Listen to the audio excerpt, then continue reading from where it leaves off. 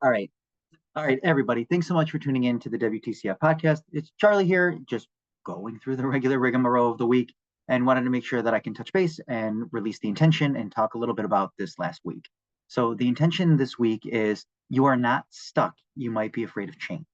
So, I think it's a really important thing to kind of recognize if we feel that we're in some kind of rut, maybe the monotony of the day to day, even kind of the opening of this was a little bit more of this, like the same kind of thing. And, when we're feeling stuck in some of these other scenarios, it could just be that we're afraid of change and we're kind of just stuck in that comfort zone, which isn't a really great place to be anyway. So I think it's really important for us to go ahead and get a good glimpse at the things that are really important to us, the things that we really want to go ahead and work on, and recognize that we're not always just like stuck in the same thing. Because it's easy to feel trapped in the same routines, habits, and struggles. But the biggest obstacle is our own resistance. Change is uncomfortable, uncertain, and sometimes just frustrating.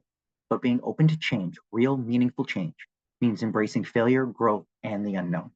Think about the last time you told yourself, I can't, or this is just how things are. Was that the truth, or was that just fear talking? You might not be physically stuck, but mentally, doubt and hesitation can hold you in place. So, what I want you to go ahead and start to work on this week is to ask questions around that barrier. Like, ask yourself, what's really stopping you, and what's real, and then what's just fear. And again, falling forward. So, again, to fail is not the end.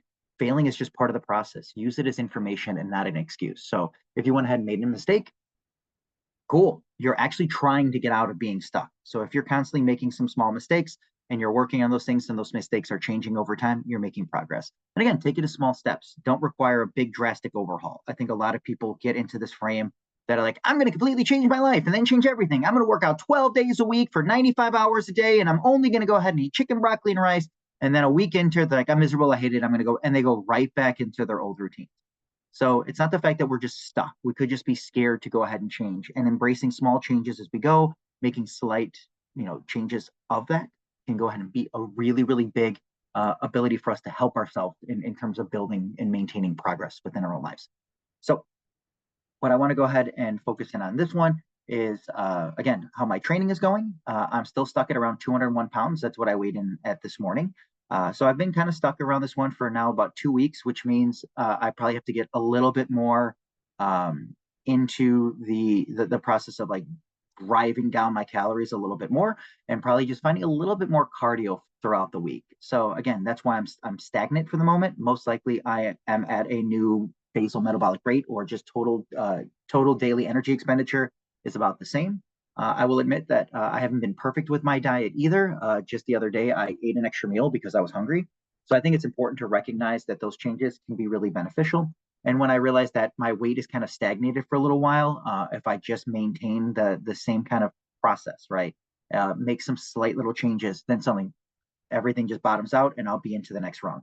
So again, I think it's like my body's scared to go ahead and get under that 200 pounds, but I'm right at the doorstep. I've been right at the doorstep.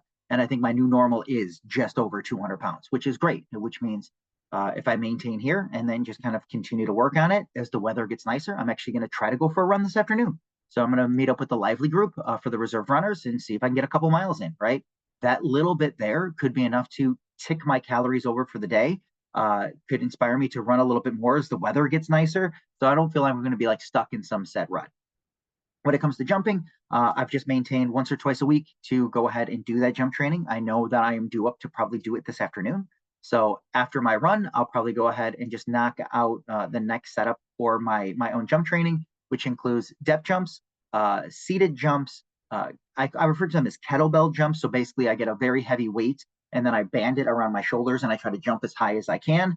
And the last one is like a step jump, right? So I still have all of that. And then I'll do a few like elevated heel squats to failure, a few ATG lunges, a few Peterson step downs, and some banded abductions, which is basically the bad girl machine, right? Just doing those, making sure that I can get really solid and stable around my hips. So when I jump and I land, I don't have any issues.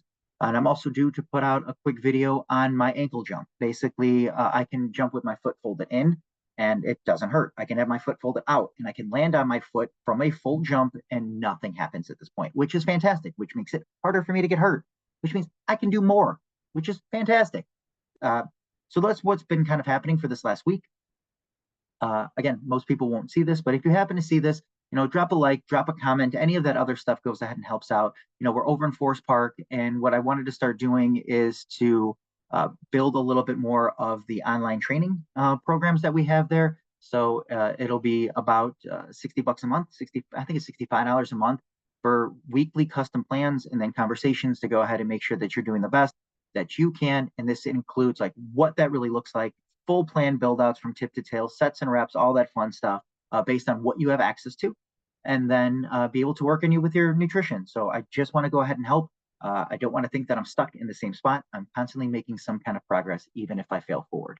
So give it your best go and good luck.